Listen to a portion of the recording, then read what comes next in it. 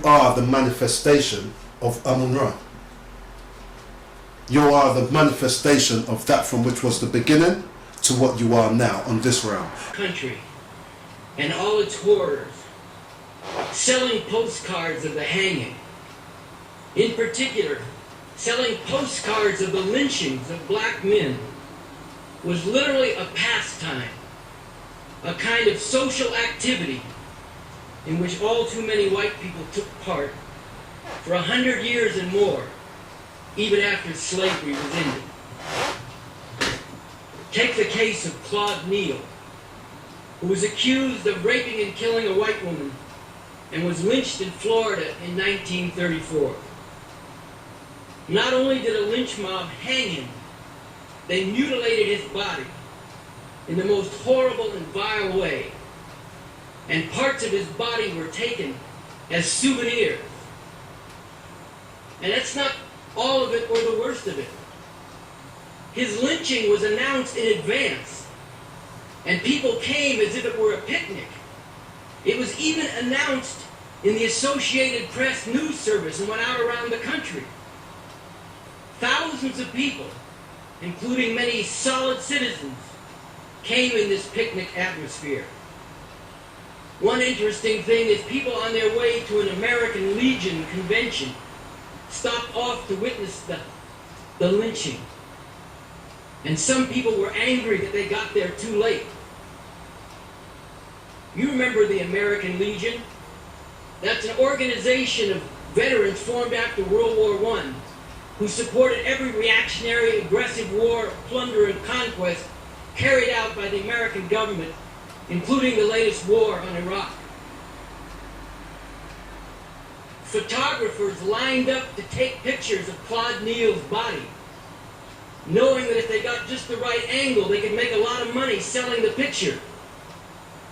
And yes, from photographs of his mutilated body hanging from a tree, postcards were made and sold. Or look at what happened to Mary Turner and her husband Haynes Turner in Georgia in 1918. Their boss, a white man named Hampton Smith, was killed. Smith's wife actually accused another black man of this killing. But when a white mob couldn't find him, they took several other black men and lynched them instead, including Haynes Turner. Mary Turner dared to protest and condemn this publicly. She called for the people who did this to be punished. And what was done to her as a result of that? She was taken by a mob, stripped, hung upside down, and burned to death. And that's still not the worst of it. Mary Turner was 8 months pregnant. And while she was hanging and burning, someone stepped up, cut open her abdomen, and the baby fell out. It uttered a cry, and it was stomped to death. This is the history of this country. This is a small part of the history of this country. Then there's the story of Emmett Till. Emmett Till was born and grew up in Chicago. In 1955, when he had just turned 14, he went to Mississippi to visit family there. His mother warned, and she schooled him about what he would find in Mississippi. He made the fatal mistake of whistling at a white woman as he was leaving a store owned by her husband. A few days later, the store owner and his brother-in-law came in the middle of the night with guns and took Emmett Till away. They were seen beating him as they drove him away.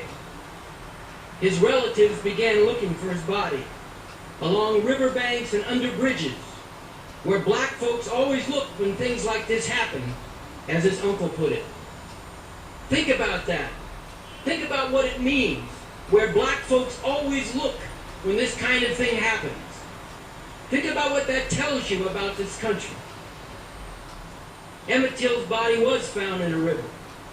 He was beaten and shot to death. beaten so badly he could barely be recognized even by his mother. A 14-year-old boy lynched. For what? For whistling at a white woman.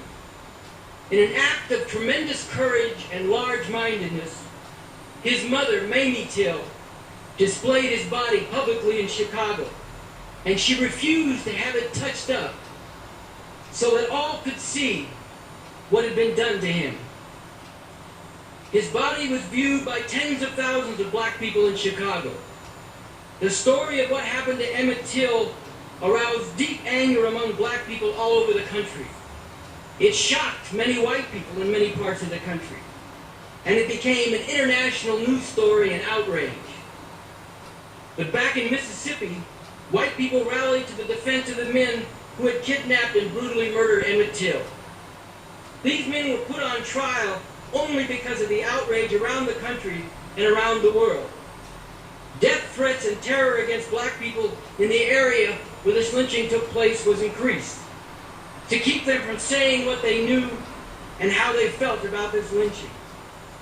In a courtroom that was segregated, with white people filling the seats and the few black people who were allowed in forced to stand in the back, the jury of all white men found the murderers of Emmett Till not guilty in an hour.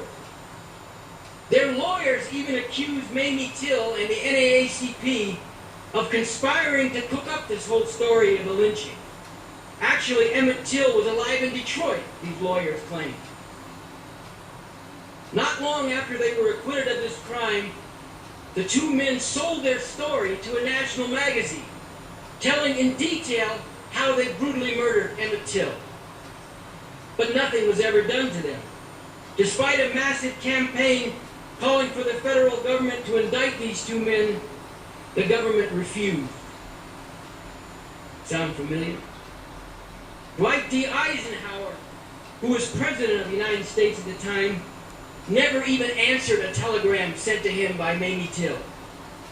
J. Edgar Hoover, head of the FBI, called this brutal lynching of Emmett Till an alleged murder, and he gave much more attention to investigating the involvement of communists in protesting this lynching than he ever did to the lynching itself.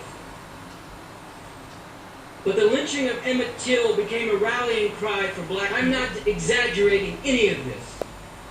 In fact, I have actually left out some of the most gruesome and disgusting details in talking about these lynchings, because there's only so much of this that you can stand to talk about or to hear about.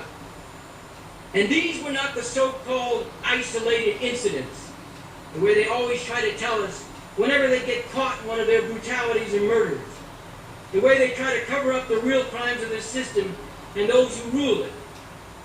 Thousands of black people were lynched in those times, and all black people lived with a constant terror of this. Black people could be killed for anything they did which might offend some white people, and the whites who killed them would never be punished. A black man could be lynched for looking at a white woman in a way that some white people thought was the wrong way, and the whites who killed him, again, would never be punished. Or a grown black man could be killed for not calling a young white boy sir, or for not stepping off the sidewalk to make way for white people, or for any reason, or no reason at all. And this was related to the overall outrages to which black people were subjected. This experience of lynching and its effect on the masses of black people can in a real sense be taken as representing and concentrating the experience of black people as a whole.